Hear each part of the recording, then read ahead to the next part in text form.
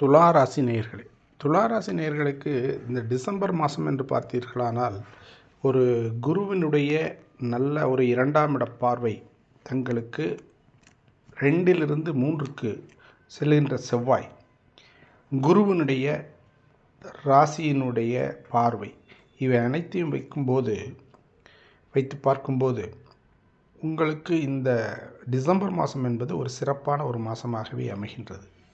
மேலும் சொல்லப்போனால் உங்களுக்கு சுக்கிரன் உங்களுடைய ராசியிலிருந்து 2ஆம் இடத்திற்கு மாறி தன்னுடைய ரிஷபராசியை, அதுவும் சுக்கிரனுக்கு ஆட்சி பெற்ற இடம், அந்த இடத்தை ரிஷபராசியை பார்ப்பதால் உங்களுக்கு பண வரவில் எந்த குறையும் இருக்காது. பணத்தில் நல்ல ஒரு வரவும் தொழிலில் மேம்பாடும் உண்டாகும். 3ஆம் இடத்தில் செவ்வாய் அமைந்திருப்பது ஒரு வகையில் உங்களுக்கு சில இடைஞ்சல்களையும் சிரமங்களையும் ஒவ்வொரு காரியங்களிலும் உண்டு பண்ணும். அதை தவிர்க்க முடியாதுதான்.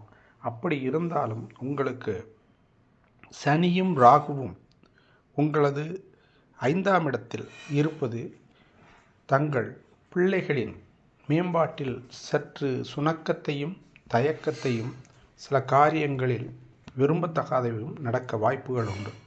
ஆகவே தாங்கள் இந்த டிசம்பர் மாதம் என்பது பணம் வரவு என்பது எந்த குறைச்சலும் இல்லை என்றாலும் சில தடங்கல்களும் தாமதங்களும் சில விரும்பத்தகாத செயல்களும் நடக்கிறதுக்கு வாய்ப்புகள் உண்டு.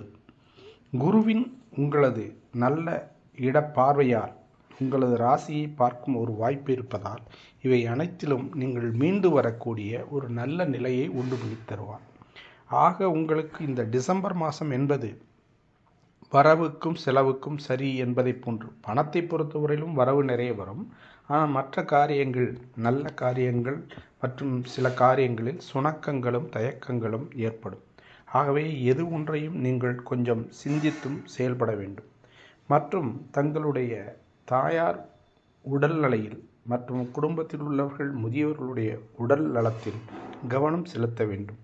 ஆக இந்த மாதம் என்பது நிதானமாக செல்ல வேண்டிய ஒரு மாதம் என்றே கருத்தில் கொள்ள வேண்டும். பணம் தொழிலை பொறுத்தவரையில் நன்றாக நடக்கும், அதில் எந்த மாற்றமும் இல்லை.